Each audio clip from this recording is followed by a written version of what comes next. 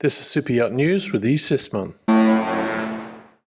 Hi, welcome back to the channel and welcome back to episode 150 of Super Yacht News on Usmanov Super Yachts.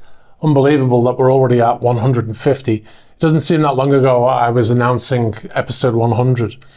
Anyway, we've got a lot of information to get on with, so let's just do that. In the previous video, we talked about Yacht A and the fact that we couldn't locate the vessel. It had last been seen in the World Resort in Dubai. Funnily enough, about an hour after we put that video out, we got eyes on the vessel again, and it is still in the World Resort in Dubai. Also had a couple of people contact us saying that they could see it. What's interesting about this yacht is currently they are still unregistered in terms of a flag state. So when you go to the IMO database, it says unknown, so it's effectively not registered with any flag state currently, which is very unusual for any vessel. I mean, they could hoist a Jolly Roger up on the mast there. It's very strange, and I'm sure that they're struggling to get insurance right now because a vessel without a flag state can't get insurance. So that's a very peculiar situation to be in, especially when the other ship that Melnichenko owns, Sailing Yacht A, which is currently arrested in Trieste in Italy, they changed their flag state in June. Now what happened is at the outbreak of the war, both of the vessels were deregistered by the Isle of Man, which is where they were registered with, and they had no flag states for a number of weeks. And like I said, Sailing Yacht A was able to get a new flag state with Sierra Leone, but Yacht A still has nothing there in terms of that on any database anyway. Very strange. And while we're on the subject, Sailing Yacht A is broadcasting her AIS data currently, but the information on there is incorrect. Now, like I said, they re-registered to Sierra Leone in June, and yet the AIS is still broadcasting the UK details. So they haven't updated that information as of yet.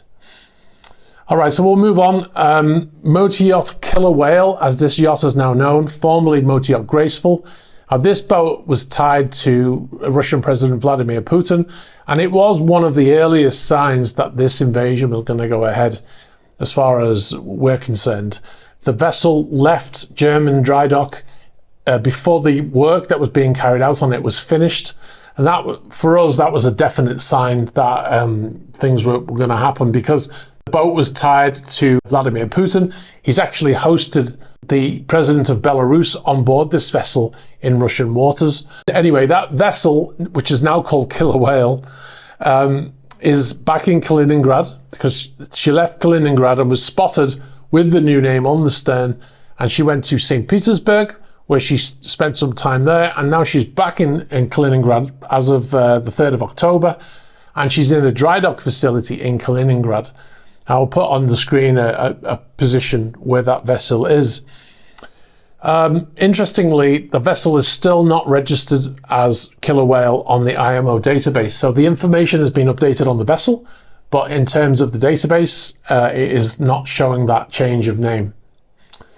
All right, we'll move on to the next story now. The Royal Flagship. This was the new royal yacht that was being built.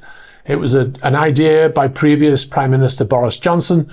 That yacht has been axed. So the new Chancellor of the Exchequer, Jeremy Hunt, he has axed plans for that new royal flagship.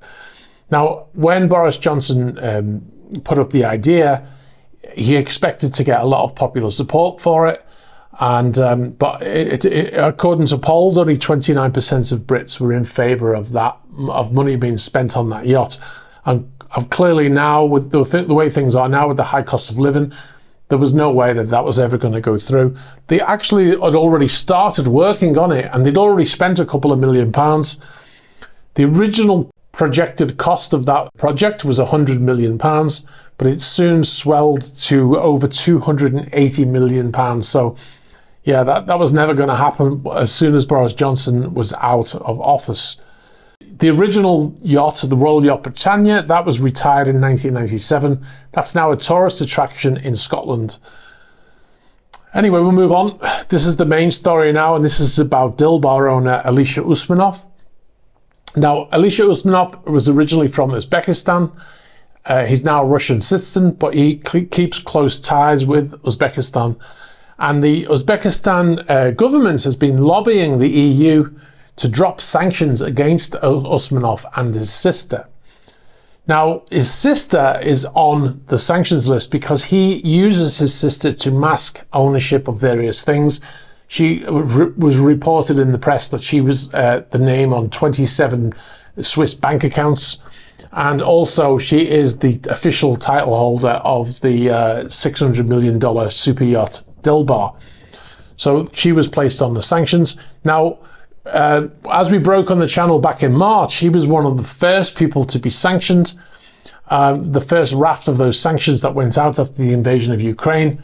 And effectively, even though the vessel wasn't seized or frozen, because he was sanctioned and all of his funds was stopped from moving, and all of the companies that were dealing with him, like Lurson and the management companies and all those people, they all had to down tools. They weren't allowed to work with him because of those sanctions. So effectively, the vessel was frozen anyway. It was later arrested or detained by the German authorities. It's recently been moved out of that dry dock facility, but it was there for months, like 6 months. It was just sat there in that dry dock facility. According to the Financial Times, the Uzbek government has used recent meetings with Uzbek and EU officials to raise concerns about the sanctions, according to two people who have knowledge of those discussions.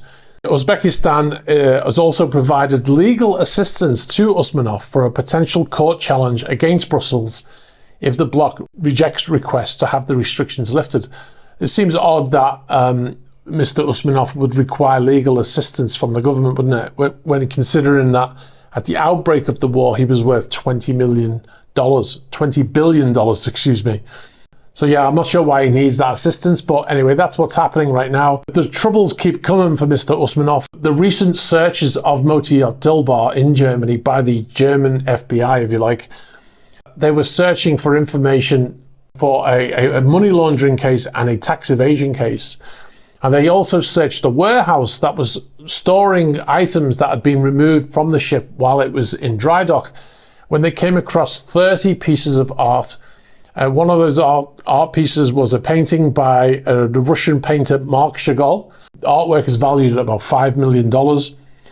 And the artwork was not found on board because it had been removed for the dry dock work that was going on. Now, what often happens from my own experience is the artwork that is kept on boats, they have like a frame that is sealed.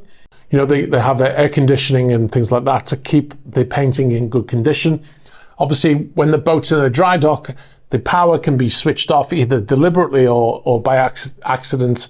You know, when you have blackouts, when the vessel is off its own generators and on-shore power, you have blackouts occasionally, and those ecosystems will be affected by the loss of that power. So things like that, expensive art pieces, they get removed and they get put into storage.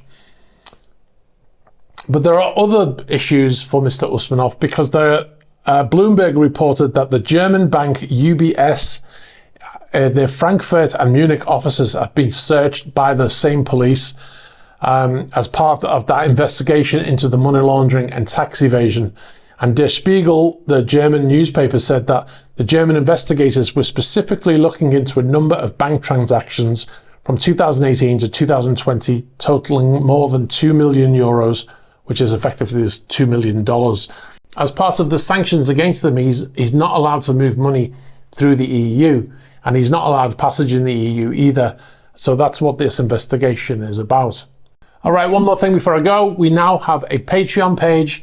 So if you want to support the channel, you can go and check it out on patreon.com/esysman. We have access to exclusive videos on there, things that won't come onto this channel.